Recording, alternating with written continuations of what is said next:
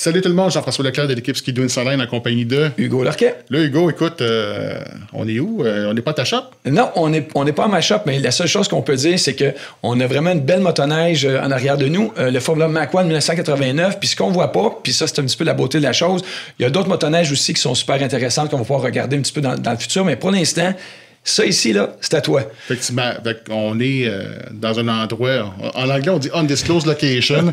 C'est un endroit où j'entrepose une partie de ma collection. Donc, merci au propriétaire de me laisser venir faire un podcast ici aujourd'hui. Donc, Hugo, comme tu dis, Mach 1 80. Alors, dis-moi, pourquoi cette motoneige-là? Je sais que toi, t'es beaucoup dans les Mach 1. Celui-là, c'est dans les châssis PRS. Mais parle-moi un petit peu de ce modèle-là. Où tu l'as trouvé? Pourquoi? Pourquoi ça fait partie de ta collection, Jean-François? En fait, ce motoneige-là a beaucoup d'histoire. Je vais commencer. Le Mach 1 89, c'est sûr que c'est le premier des Mach. Oui, c'est vrai. Moteur 583, tout ça, c'est vraiment synonyme de performance, un nom de performance qui résonne encore aujourd'hui. Mais qu'est-ce qui est vraiment spécial avec cette motoneige-là, c'est comment que je n'ai fait l'acquisition. On se reporte en 2020, on était de la COVID, tout ça. Au Québec, on avait du confinement, couvre-feu, toutes ces choses-là. Fait que quand je t'allais chercher, c'est une des premières fois où je traversais le pont en plein jour pour aller chercher le motoneige. Oui, j'ai fait beaucoup d'acquisitions dans la COVID, là. Mais qu'est-ce qui est drôle, c'est que je l'ai acheté à, je pense, à 1 km de ton usine. Travail, oui. C'était direct à côté, là. Ouais. Fait que, souvent, moi pis toi, c'est qui le premier qui va aller chercher une motoneige. Puis, qu'est-ce qui est vraiment spécial, c'est que quand je l'ai acheté, justement, le monsieur, il avait comme légué à son beau-fils pour la vendre. Il avait taponné un petit peu après. Il n'a pas été capable de la repartir. Qu'est-ce qui était drôle, c'est que cette motoneige-là, ce que j'ai découvert par la suite, c'est que ça faisait 27 ans qu'il était dans un cabanon avec le moteur sauté. Mais au niveau esthétique, là, quand tu regardais là, les stripes en angle argent, ils n'étaient pas là. C'était comme du tape électrique orange. Qui était par-dessus. Il y avait des néons aussi, Jean-François, sur la motoneige. Il y avait des néons sur le devant. Disons que c'était peut-être beau à l'époque, mais en 2020, c'était pas vraiment beau. En fait, les néons, ce qui était triste, c'est pas tant par les néons, mais c'est que la personne pour installer les néons avait percé la cabine, donc elle a fait des stripes. Puis je pense que tu as fait du travail là-dessus. Ouais, j'ai réparé, peinturé. C'est sûr que c'est pas comme une cabine neuve, mais la cabine, à part les trous pour les vis, la cabine est comme neuve. Ben, en fait, je pense que c'est ça qui a fait en sorte que cette motoneige-là, c'est une motoneige qui peut aller dans une collection parce que, je ne veux pas dire heureusement, mais heureusement, il y a eu un bureau moteur. La motoneige a été storée super longtemps. Donc, c'est pas une motoneige qui a été usée, là. Donc, non, absolument pas. Puis, tu sais, la beauté de la chose, c'est que je me suis dit, OK, c'est bien le fun, j'achète un Mach 1 89. Puis, le siège qui était dessus, c'était un siège, un banc simple. Le monsieur, à l'époque, il avait enlevé le siège pour amener sa conjointe avec lui. Ouais. Je pense qu'il avait enlevé quand il était pratiquement neuf, la motoneige, parce que ce siège-là, c'est fou, là. Mais l'histoire là-dedans, c'est que moi, j'étais OK, j'achète la machine, mais... Faut trouver un siège. Mes chances de trouver un siège sont vraiment faibles. Fait que moi, je parle avec le gars, tout ça. Puis, quand j'étais allé chercher la motoneige, j'étais comme dans une autre usine dans le parc industriel. Quand il y a la porte, appelle le gars, il répond pas. Finalement, après 3-4 appels, puis quand il y a la porte, il finit par répondre. Je pense que le gars, il avait dormi dans l'usine. Puis, tu sais, je dis, OK, je vais prendre la motoneige, tout ça, tu sais, moteur sauté. Mais écoute, j'ai dit, jamais je vais trouver un siège. J'ai dit, by the way, je l'ai, le siège. Il me sort ça. Ouais, puis écoute, le siège du go, là, il était neuf. Ouais. Parce que souvent, c'est ça qui arrive. Il dit, oh oui, j'ai le siège d'origine, mais il t'arrive avec le siège d'origine, puis il est déchiré, il est sèche. Écoute, il était pas sec, il était beau, il était impeccable. Je me rappelle quand tu m'as dit ça, j'avais comme un petit peu de pincement de jalousie, parce que la motoneige, on l'avait vu les deux. Je disais, OK, il n'y a pas de siège, un 90, OK, bon, je vais le laisser à la Jean-François. T'avais déjà 90. Ben, c'est ça, puis là, quand il est sorti le nouveau siège, je fais, oh my God, OK, c'est nice, là, ce qu'il a trouvé. Effectivement, la motoneige, c'est la première motoneige que j'ai restaurée de A à Z. J'ai refait le moteur, tout le powder coat, au niveau suspension, tout ça. Fait que ça a été une belle aventure. Est-ce que la poulie était saisie sur le shaft, hein, je pense? Oui, absolument. La poulie cam. Écoute, je me suis fait avec un gros poiler de, je sais pas combien, de 2, 3, 4, 5 tonnes, je ne me souviens plus, là. Écoute, je me suis fait un polar, je me suis acheté des flat bars, j'ai mis ça en sandwich au niveau de la poulie cam. Oui. Mais tu sais, justement, 27 ans, pas de graisse, un cabanon, l'humidité. Écoute, la Polycam était saisie sur le champ. Ça a tout pris pour la sortir. Puis je pense que quand tu l'as sorti, étais-tu rendu croche parce qu'on avait travaillé fort? Était wavy parce que, justement, je pense que c'est même toi qui m'en avais trouvé une. Oui, j'en avais. Chez Normand Doré, où tu en avais une. Oui, j'en avais peut-être Normand Doré, je ne sais plus, mais je me rappelle, je l'avais appelé. Effectivement, fait que la Polycam a été changée dessus. Même le réservoir d'essence, je pense qu'il y a un réservoir de plus 91. Le sending unit ne marchait plus. Mais écoute, ça a été un beau projet, une belle aventure, là, vraiment, là, de recommencer une motoneige. Oui, tu avais enlevé la suspension en arrière, je pense, aussi complètement, ça, celle-là? Au complet, hein?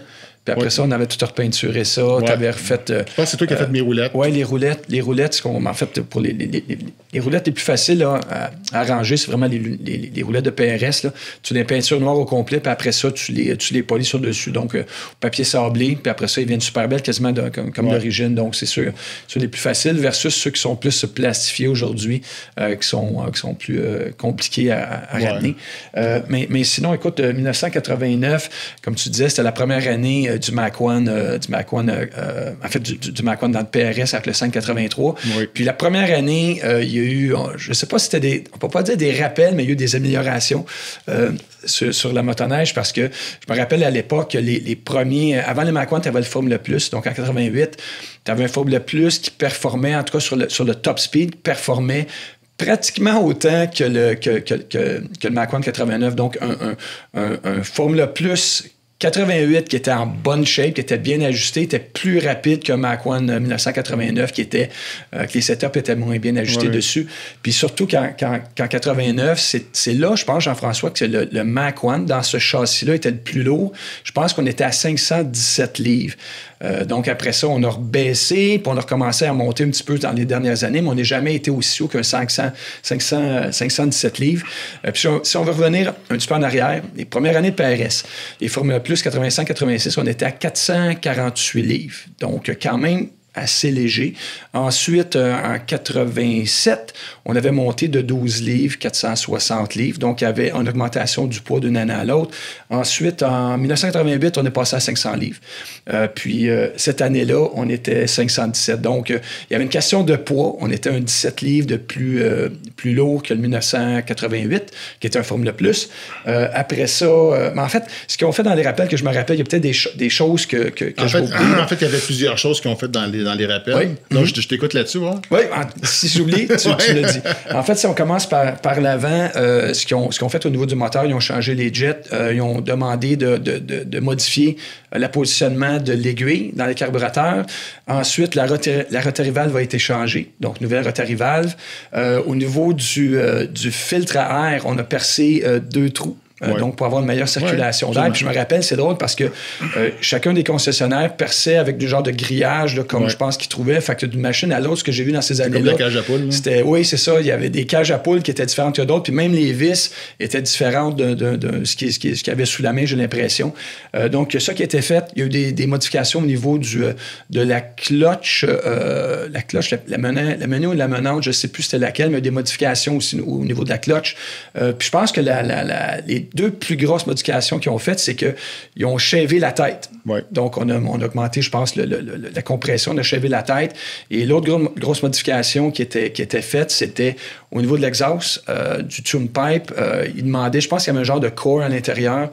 Ils demandaient de grinder ça, d'enlever le core, puis après ça, prendre des mesures à l'intérieur, ça va être certain qu'il y a le bon diamètre, puis s'il n'y avait pas le bon diamètre, mais il fallait qu'il utilise un genre de Dremel ou une meule à l'intérieur pour essayer qu'il y ait un meilleur passage. Donc, plus d'essence, plus d'air, plus de compression et un meilleur flow à l'exhaust, donc augmenté. Ce qu'ils disent qu'ils parlent d'environ un 5 HP, ça c'est ce qui est dans les livres, je n'ai pas passé ça sur le dyno, donc j'ai été chercher les informations. Donc, ces modifications-là ont augmenté de 5 chevaux. Puis, sinon, à l'arrière, ils ont fait un changement le premier spring à l'arrière. Donc, tu as les springs de la suspension en avant, tu as le central de la suspension en arrière. C'est vrai, eux autres, c'était des monochocs. à l'arrière. Donc, le spring a été changé, puis ils ont rajouté une roulette supplémentaire à l'arrière. Donc, pour avoir un meilleur roulement sur la neige, pour aller chercher plus de top speed. Donc, après ça, je pense que c'est revenu, le Mach 1 89 est revenu comme vraiment une amélioration par rapport au Formula Plus 88, parce qu'à l'époque, un Formula Plus 88 était pratiquement aussi rapide là, que le Mach 1 89. Fait que ça, c'est ce que je me rappelle, Jean-François. Je ne sais pas s'il y a des choses que... T'as même plus t'as dit plus de choses que OK, bon. Je sais que je l'avais déjà trouvé, le guide du rappel là, sur Internet. Mais il y a une chose qui n'est pas legit sur le mien, c'est que les fameuses roulettes qui ont été rajoutées, il y avait comme 2 roulettes en avant et en arrière. Mais celles en arrière, c'est des roulettes standards de PRS. Okay. Mais c'est ça, je pense que j'ai des roulettes en plastique, peu importe. Les roulettes du rappel, je les ai à la maison quelque part. Okay. Là. Okay. Donc, personnellement, je les trouve plus beaux comme ça. Là. Mais c'est la seule chose. Puis une chose qui est vraiment bizarre sur ce motoneige-là, puis je sais pas quand est-ce qu'ils ont shavé justement la tête du moteur. C'est quand je l'ai remonté. C'est vrai. La compression, écoute, je n'étais pas capable de le craquer. Ouais, il y avait tellement de compression sur ce moteur-là. Puis à l'époque, je faisais affaire avec... j'avais parlé avec Alain Bazinet chez Riendo. Ouais. Puis j'avais parlé aussi avec un autre monsieur que je connais chez BRP. Puis il me parlait justement du squish bend. Ouais. Puis ce que j'avais fait, c'est que j'avais mis... Puis même avant, quand je l'avais démonté, il y avait 2 gasquettes. Oui, il y avait 2 gasquettes. 2 gasquettes en bas du cylindre. Ouais. Puis, écoute, puis là, 2 gasquettes, c'est le meilleur moyen tu vas avoir de l'infiltration d'air, 2 gasquettes, c'est pas très, très bon. Là. Fait que quand j'avais parlé avec Alain, il dit, écoute, on va l'essayer, mais j'avais été, je me souviens, chez Content à Laval, j'avais trouvé des vieux gasquettes, parce que je voulais pas acheter 2 kits Vertex, là.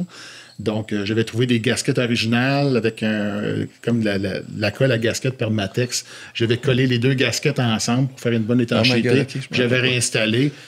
Puis mon squish band, là, au début, il était vraiment à limite tolérance eau. Puis après, là, il était craquable. Fait que là, le moteur fonctionne, mais tu vois vraiment, c'est un moteur... passé tout droit quand il avait shavé la tête. Disons que c'était assez intense, mais tu vois, quand tu le passes, ce motoneige-là, il y a du pouvoir dessus. Puis on le sait, on parlait de mon 90, le son, je pense que c'est les twin cylinders de ces années-là qui a le plus beau son, là, le Mach 1 89-90. Avant, c'était bien.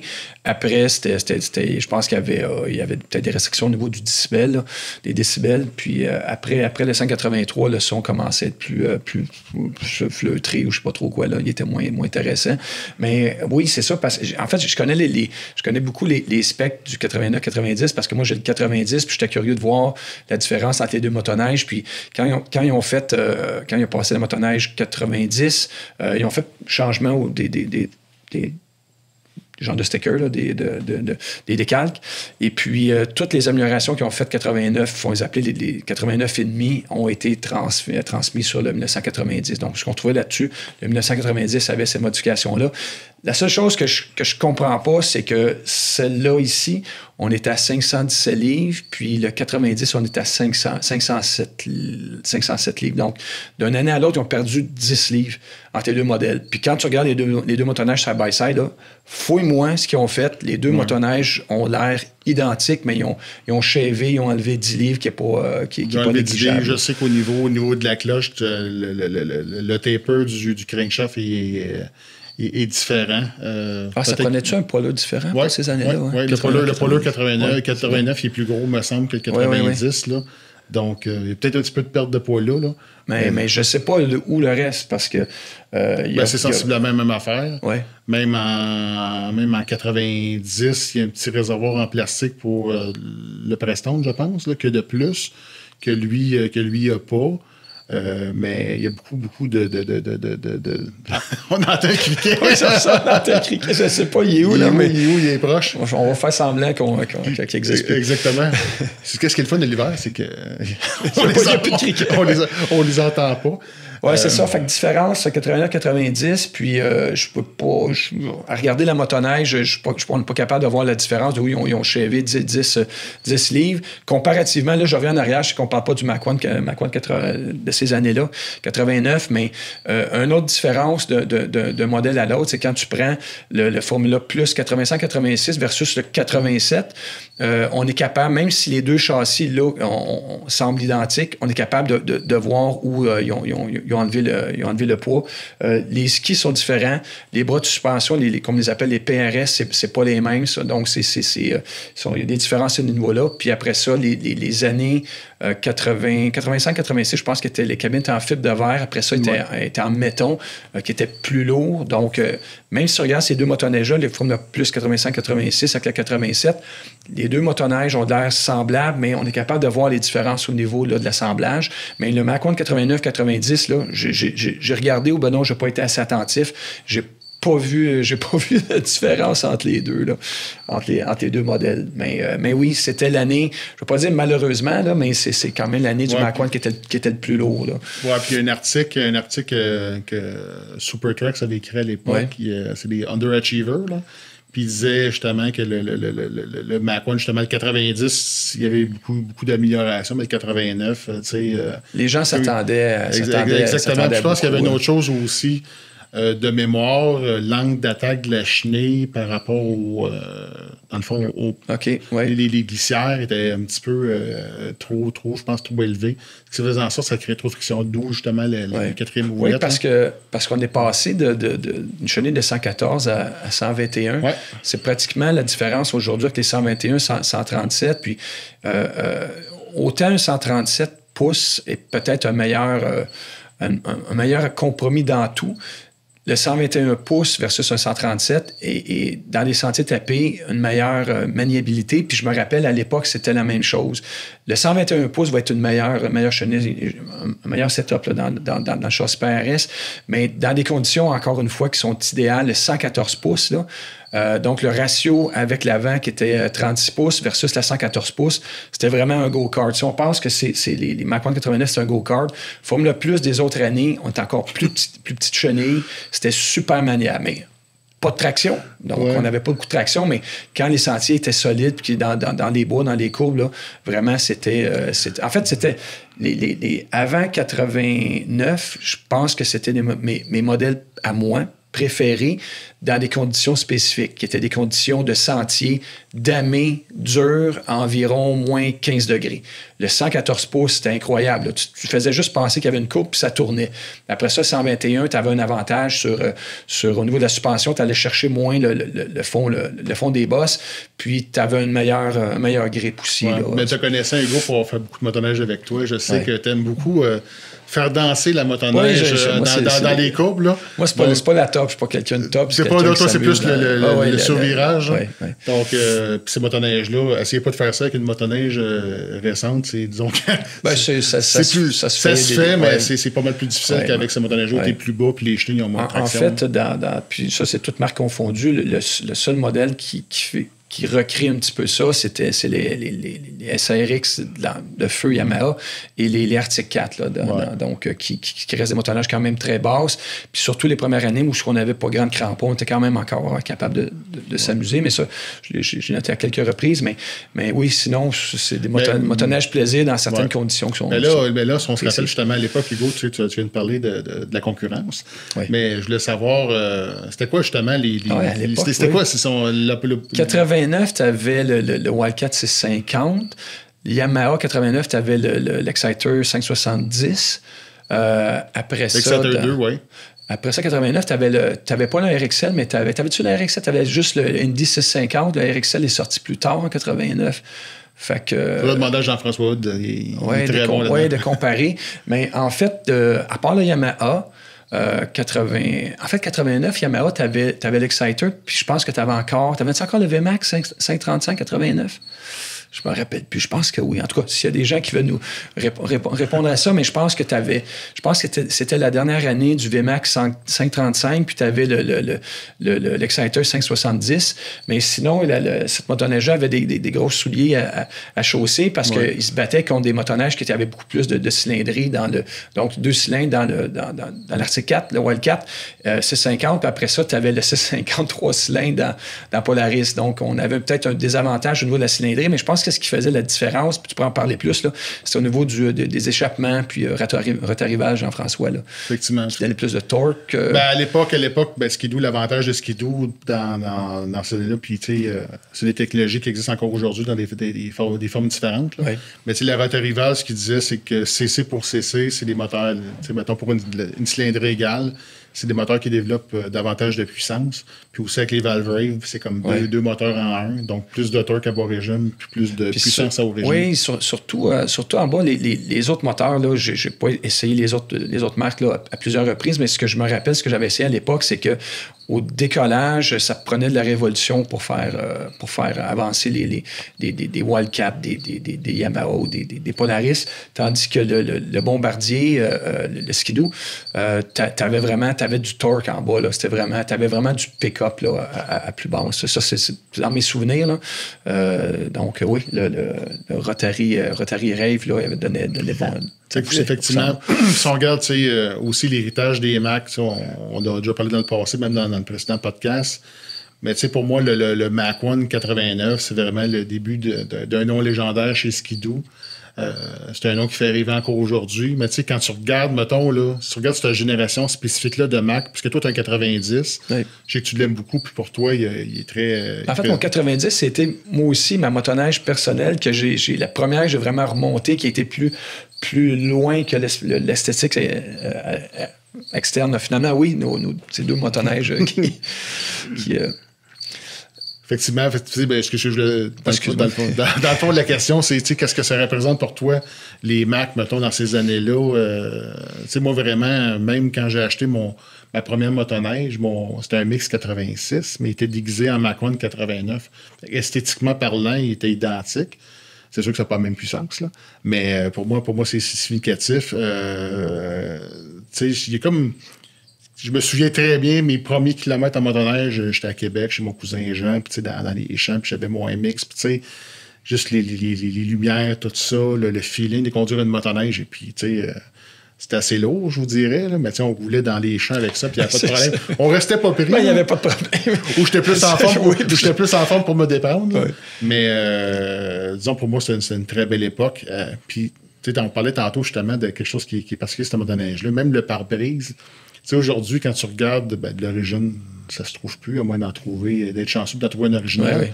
Oui. Mais ce pare-brise-là, c'est un Snow Stuff. Oui. Puis on l'avait acheté. En fait, je l'ai acheté encore une fois dans la COVID aux États-Unis.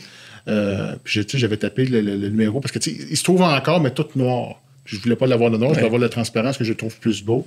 Puis je n'avais acheté deux, un pour toi, un pour moi. Oui, c'est ça, oui. Puis, le mien est sur mon Mac One 90. OK, tu l'as changé? Oui, il est dessus. Puis, en fait, ceux d'origine sont plus trouvables, là, comme tu disais. Après ça, tu avais deux modèles. Tu avais Kimpex qui en faisait, puis tu avais Snow Stuff. Par expérience, si je parle pour les gens, là, s'ils trouvent deux modèles, lesquels choisir, le Kimpex, là, c'est qu'avec plus tu montes en vitesse, passer 100, 120, le pare-brise, il collapse. Le pare-brise, il tombe sur toi. Le Snow Stuff, faut que tu ailles vraiment... En fait, le Snow Stuff, il n'a jamais écrasé sur moi. Moi, je me souviens justement, comme tu disais, même sur l'autoroute. Oui, sur l'autoroute, le pare-brise, il que sur le trailer, tu vois qu'il écrase. Le pare-brise écrase. Tu sais quelle vitesse que tu vois. Oui, c'est ça. Tu as passé le 100 km/h. Mais si quelqu'un a le choix entre un Snow Stuff ou un Kimpex, j'adore le Kimpex dans plein de choses, mais le Kimpex, passer certaines vitesses, le pare-brise écrasé dans parce que si quelqu'un en trouve, ou même des originaux, dites-nous là, parce que j'aimerais ça d'en avoir en spare pour d'autres, ma collection, pour d'autres modèles. Parce qu'évidemment, on a d'autres projets aussi. Là. Ouais. Mais c'est drôle, j'avais pas réalisé, Jean-François, dans tes premières motoneiges, dans ces châssis-là, moi aussi, c'était un Formula MX 86. Puis moi, ce qui était drôle, j'avais acheté chez Paul Bellavance à l'époque.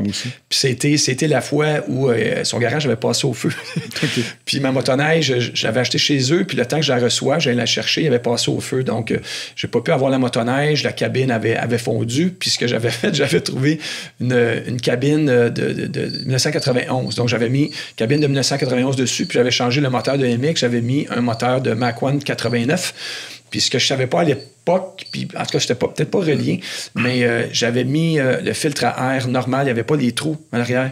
Puis c'était probablement le filtre à air du MX, ou en tout cas. Puis je me rappelle, ça avait été terrible, ce moteur-là, et ça n'allait pas du tout, parce que je sautais des bougies aussitôt que je roulais tranquillement, que j'allais en ville, je m'amenais tout le temps à peu près 10 bougies, puis je les brûlais.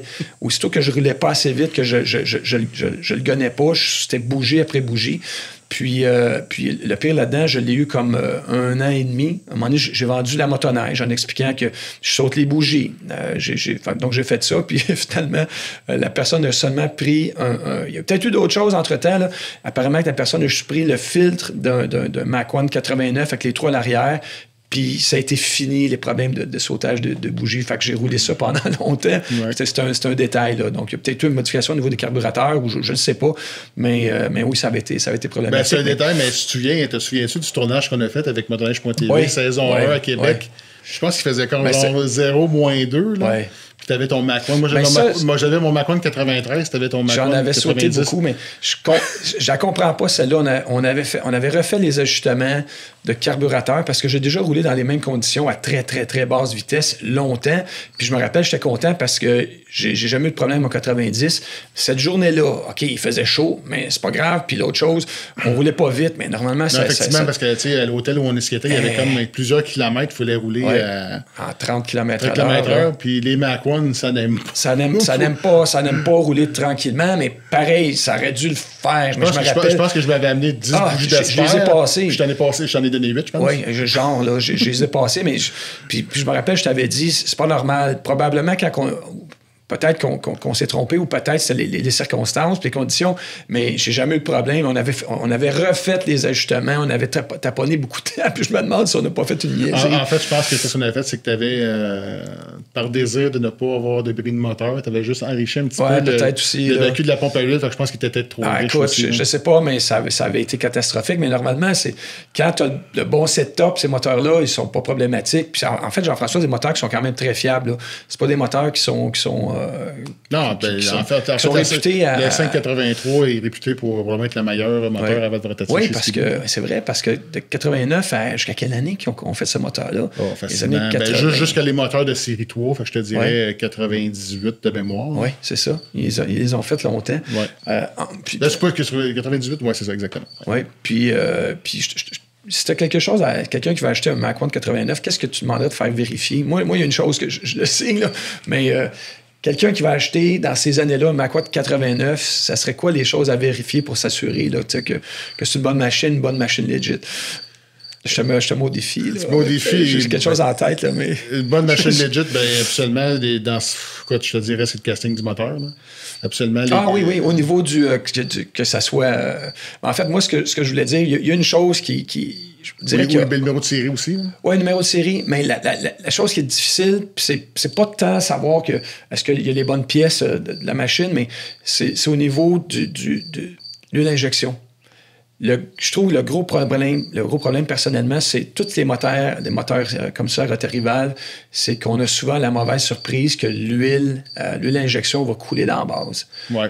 Ça, c'est un petit peu la bébête noire là, de ces machines-là. Puis, c'est sûr qu'une motoneige, ça fait longtemps qu'elle a été storée. Toutes les cils à l'intérieur. C'est souvent ce qui arrive, c'est que si, mettons, les cils du crank, pas le sud extérieur, mais au centre, même les cils au niveau de la rotarie, si une petite fuite d'air, chose comme ça, tu peux avoir un écoulement d'huile à injection. La base peut se remplir. Fait que c'est sûr que ça fait longtemps qu'elle a été storée.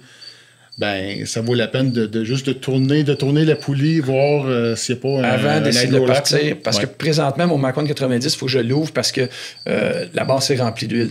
Présentement. Donc, j'ai un bon travail à faire, puis savoir c'est quoi le problème, puis avoir plusieurs facteurs. Puis, c'est les cils à l'intérieur, c'est quand même une bonne job là, pour avoir accès. Mais pour avoir jasé avec notre ami Guy Bellavance, Ce qu'il faut faire. Des fois, ça vaut juste la peine de le faire fonctionner, parce que juste le remettre en marche et faire tourner, ben, des fois, c'est pas une cochonnerie ou peu importe, ben, il peut se replacer comme ça.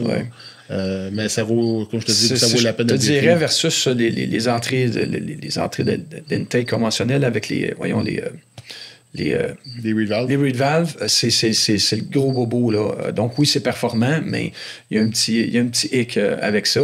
Je conseillerais quelque chose, puis en même temps, ça vient pas de moi, puis je le conseille pas en même temps. C'est qu'une des façons de s'assurer que la base se remplisse pas, c'est un petit peu comme l'essence, mettre une valve.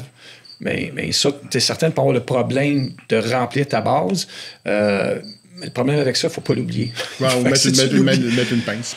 Ou mettre une pince. Ben, un ou l'autre, si tu n'enlèves pas la pince ou tu n'ouvres pas ta valve, si tu pars rouler puis tu ne roules pas d'huile, tu vas sauter le moteur. Mais je le sais que quand tu fais du storage longtemps, c'est la façon de ne pas remplir ta base puis après ça, avoir d'autres problèmes. Parce que quand ta base n'est pas remplie, à moins d'avoir un problème majeur, l'écoulement est pas si pire. Donc, tu es capable de partir avec une base qui est belle, qui n'est pas pleine d'huile. Tu es capable de partir, ouvrir ta valve, puis tu es capable de faire ta journée. C'est pas un problème. Mais c'est quand tu laisses en storage tout l'été, l'automne, le printemps, puis là, tu remplis tout ça. Après ça, c'est soit que ça boucane, c'est plus repartable, faut que tu vides tout ça, c'est compliqué, ou tu vas faire un hydrolock ou whatever qui peut être encore plus problématique.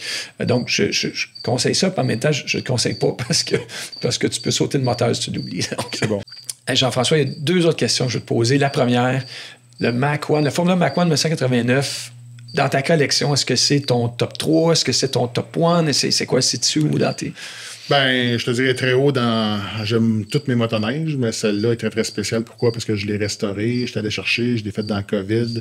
Elle me rappelle ma première motoneige que j'avais aussi, le feeling, tout le... Tu sais, quand je parle du côté mythique au niveau des motoneiges de ces années-là, pour moi, oui, elle représente... elle est vraiment très, très spéciale pour moi. Oui, vraiment. Puis, tu sais, en tout cas, j'ai découvert beaucoup de choses aussi. Tu sais, la première fois, j'ai fait faire du zinc, du powder coat aussi en contrat. Donc, ça m'a permis justement de mieux de développer mon réseau. Tu sais, même trouver les bouts de suspension. Tu sais, on sait qu'en ce moment, d'en trouver des originales, ça paraît impossible. Je n'avais acheté aux États-Unis sur eBay. Là. Donc, ils ne sont pas donnés. C'est pas mal le seul endroit qu'on est capable de les avoir. Exactement, avec Craig Marshbank, tout ça. Là, donc, j'ai installé juste sur un côté. De l'autre côté, je l'ai sauvé. Mais sur un côté, je l'ai changé aussi. Là. Donc, si on parle du cricket, les sports. Oui, il est rendu là, le cricket. On vient de pas passer. C'est lui le coupable. Mais écoute, moi, je pense, Jean-François, c'est dans ton top 3 parce que tu as essayé, puis tu as vu mon Mach 1 90, puis là, tu te dis, j'ai pas le choix, faut que j'aille chercher. Puis même si je trouvais un 90, disons que je serais intéressé. Très intéressant d'avoir un. Mais de toute façon, c'est sûr que là, dans ce qu'on veut faire, toi, c'est toutes les Mach 1, là, le 90, c'est moi qui l'ai. On est capable de les regrouper s'il y a des événements, mais je pense qu'éventuellement, tu aimerais ça en avoir. En fait, mon objectif ultime, tu sais, oui, je peux avoir d'autres motoneiges autour, là, mais moi, j'aimerais ultimement avoir tous les Mach 1 de 89 à 2000. Il m'en manque quelques-uns, pas beaucoup, mais il m'en manque encore quelques-uns. Puis sinon, écoute, dis-moi, Jean-François, si tu avais recommencé, est-ce que tu aurais. Est-ce que le rebuild était facile? Ou tu aurais dû attendre un autre motoneige, puis dans ton rebuild, est-ce qu'il y a des choses qui ont été vraiment compliquées? Est-ce que tu aurais fait la même chose de prendre cette motoneige-là ou c'est quoi ton feeling là-dessus? En fait, les 2 grandes difficultés, c'était vraiment le fait qu'elle était storée très, très longtemps. Le manque de lubrification, la poulicam, c'est sûr, je l'ai scrappé avec était saisie. Mais tu sais, j'ai appris au niveau du moteur, tout ça. Je te dirais, ce que j'aurais changé, le sûr, là, c'est un conseil aux gens, tu sais, souvent des lignes à gaz, ben, tu sais, c'est peut d'en avoir pas trop cher. Ah, t'as pas mis ceux pas ceux du Canadian Tire, j'espère, au départ? Écoute, ils viennent d'un fournisseur réputé qu'on nommera pas. Au Canada. Mais ça vaut la peine vraiment, je vous dirais, acheter des la Tygun. La Tygun. Ben, tu sais, Tygun, c'est parce qu'elle est jaune. Ouais. Fait que pour un rebuild, c'est correct en termes de durabilité. Moi, de préférence, c'est vraiment les hoses de BRP Skidoo, les roses à cette heure. Oui. Donc, les hoses roses là, sont tough, ça va durer des années. Oui, puis tu as raison. Je ne sais pas si c'est le fuel, c'est avec l'éthanol aujourd'hui, tout ça. Je ne sais pas si ça me gagne plus. Je pense que CP, il y a eu des annonces qui allaient mettre plus d'éthanol. Jusqu'à 15% d'ici 5 ans, je pense. Là. Donc justement, les hoses, parce que... La hose transparente, c'est seulement chez Skidoo qu'on peut la ramasser? Ou la rose, peut-être ailleurs, mais je sais sais que là, ils en vendent. Mais si j'ai un conseil, mettre de la hausse de haute qualité, parce qu'en ce moment, lui, il faut que je refasse toutes les hausses au complet, parce que ça casse comme la vitre. Là. Donc, oui, il est fonctionnel, mais tu sais, mettons, aller en randonnée avec, c'est sûr que je vais refaire toutes les hausses. En fait, l'épée, c'est celle pour alimenter l'huile d'injection. Si tu brises une à gaz, ben tu brises une à gaz, tu n'as plus de gaz, mais l'huile d'injection, tu vas continuer à rouler. L'injection, de toute façon, c'est de la hausse, même pas un 8, un 16, qui s'en va dans Allez l'acheter chez Skidoo, là, c'est oui, parce que mon 90, quand j'ai travaillé dessus, puis j'ai été chanceux, Jean-François, je travaillais dessus, puis il était rendu sec, ça devait pas une vraie.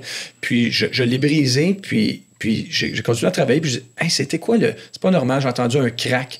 Puis j'ai été voir, j'avais juste accroché la petite hose, un 8 là, de l'huile d'injection, puis si j'avais parti le moteur, j'aurais sauté. Ça vaut à peine, parce que c'est ça qui vient lubrifier. Ça vient lubrifier le crank. Oui, c'est la totale après, là. C'est la totale. Exactement. Fait que moi, je te dirais, pour le reste, ça a été un très beau... ça vient. En fait, la chose qui était bonne de la motoneige était à refaire, mais il n'y avait rien qui était usé. C'était juste à remettre à jour, à refaire de la peinture, des choses comme ça. Les composantes principales étaient toutes en bonne condition. C'est quand c'est trop rouillé que tu as besoin d'aller chercher à l'externe, d'essayer de retrouver des pièces neuves. Ça, c'est compliqué. Puis tu as été chanceux, la cabine n'est pas craquée. Tu as juste à boucher les trous. Parce qu'encore une fois, là, ces cabines-là, je le dis à peu près 2 millions de fois, c'est qu'ils sont en béton. Puis oui, c'est peut-être juste les trous, ça se répare bien avec du fibre de verre, mais quand c'est des cracks, du fibre de verre, ça ne fonctionne pas. Aussitôt que, en fait, ça va fonctionner si tu mets la motoneige là, sur une tablette puis tu ne roules pas, mais aussitôt que tu la roules puis ça prend des chocs puis tu ouvres puis tu fermes, ça va craquer. Donc, le vrai composant, le vrai matériau, c'est du béton.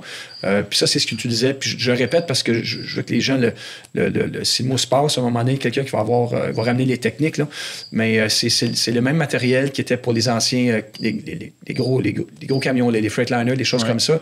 Les cabines de ces camions-là étaient le même matériel que ça. Donc, c'est durable jusqu'à temps que tu les brises. Quand tu les brises, ça prend le bon matériel. J'ai commencé à voir, à trouver... Il faudrait que je l'achète, puis je commence à essayer les techniques, là, mais j'ai trouvé des endroits où je peux me procurer du béton. Fait que je vais essayer de le faire. Sinon, avec le temps, là, tu brises une cabine, bon, celle-là est finie, tu en brises un autre, il n'y en aura plus de cabine parce qu'avec le fibre de verre, ça fonctionne pas. Donc, ça, mais question pour toi, Hugo, y a-tu moins ces années-là, en tout cas les cabines carrées PRS, sont-tu moins susceptibles au niveau des Spiderweb versus 91 et 94? L'épée, c'est 91, 94. Ceux-là sont... En fait, les meilleurs, c'est les premières années parce qu'ils étaient en fibre de verre. Ça, tu peux les 85 fibres de verre, 86, je pense aussi qu'ils étaient en fibre de verre. Puis même les années plus tard, je pense que 87, 88, même s'ils ne sont pas en fibre de verre, ils sont en béton, mais le matériel est beaucoup plus épais. Donc, quand tu ouvres la cabine d'un 87, 88, la cabine se tient. Les 89, 90, tu la tiens, puis la cabine, elle se déforme. Donc, ça, c'est problématique, mais pas au niveau des Spiderweb. Les 91 jusqu'à 94, les Spiderweb, c'est terrible pour les raisons qu'on avait énumérées. Là, que quand ça travaille, quand tu fermes, quand c'est pas bien ajusté, tu travailles tout le temps les pentures. Puis après ça, quand les pentures sont mal ajustées, je parle toujours du 91 en montant, quand tu les fermes, tu mets tout le temps des tensions. Donc, à regarder, tu le vois. Quand tu fermes la cabine, puis quand tu fermes le dernier pouce, les pentures travaillent, le devant de la cabine travaille. Donc, ça serait peut-être de relousser les achemins en avant jusqu'à temps qu'il n'y ait pas de pression, mais les modèles PRS comme ça, 85-86, je me trompe peut-être, même je pense que 85-86, c'est en fibre de verre, donc facile à réparer, super rigide. 87-88, la cabine est beaucoup plus rigide. Donc, quand tu l'ouvres, la cabine, elle ouvre droit, square. Ouais, mais ça non plus rigide, effectivement. Oui, ces années-là, quand tu les ouvres, là, la cabine, elle ouvre là, pas aussi rigide. Là. Donc, oui, faire attention. Puis on a dit tout le temps, tout ce qui est métallique, ça peut se repeinturer, ça peut travailler. Les gros problèmes de ces années-là, on parlait du pare-brise. Pare-brise, c'est un Kimpex, il va flancher. Les pare-brises d'origine, BRP, c'est plus trouvable. Les boosts de suspension, il y a des repos maintenant, mais c'est pas donné. Là. Je pense que c'était $300 US, mais ça vient avec ça m'a coûté 400 ouais, le shipping. Le shipping, puis t'as le kit du spindle de ski aussi. Oui, ça vient avec les deux morceaux. Donc, les spindles de rubber, les choses PRS, les couves moteurs.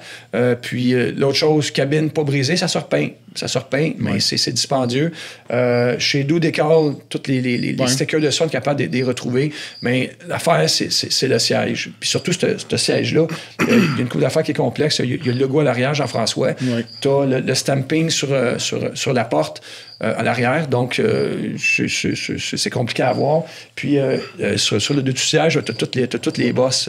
Les bosses, je pense, qui sont dans le fond. Il est parfait. Lui, il est parfait. Donc, c'est l'affaire qui est la plus difficile. Le reste, les chenilles, la suspension en arrière, en avant, ça se trouve. Mais les choses qu'on a mentionnées, c'est tough. Donc, essayez de trouver, à la limite, là, le mieux, Jean-François, ce que tu as trouvé, le motoneige qui était longtemps dans un cabanon.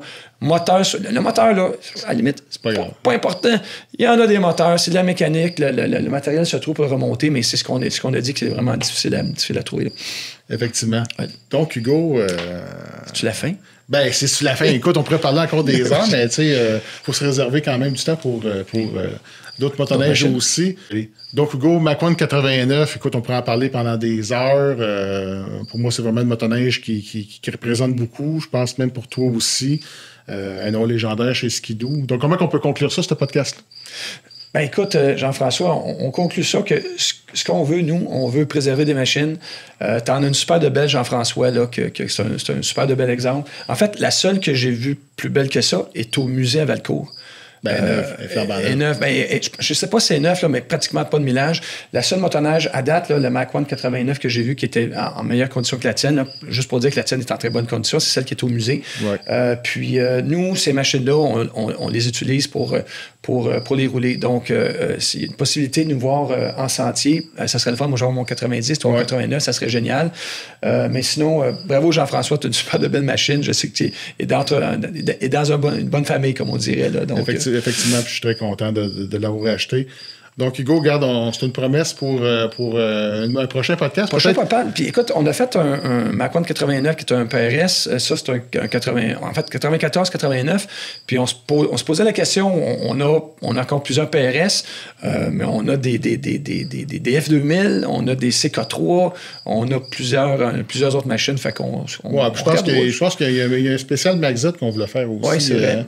Oui, c'est vrai, on en a plusieurs. Là. Il faut juste, c'est une question de logistique, mais j'aimerais ça, je te l'ai dit, Jean-François, j'aimerais ça. Prendre tous nos Maxit, les amener au même endroit, peut-être un endroit où est-ce qu'il y a d'autres connaisseurs aussi fanatiques. Je pense que tu avais déjà deux, trois idées en tête. J'ai 3 idées en tête. Donc, écoutez, c'est un rendez-vous. C'est un rendez-vous pour un prochain podcast. Écoutez, on est encore l'été. Très proche de l'automne. On sent que la frénésie de la motoneige commence à partir. Donc, écoutez, suivez-nous sur nos différents médias sociaux, puis c'est un plaisir pour nous de vous partager notre expérience. Donc, bon automne tout le monde. Merci, puis à bientôt.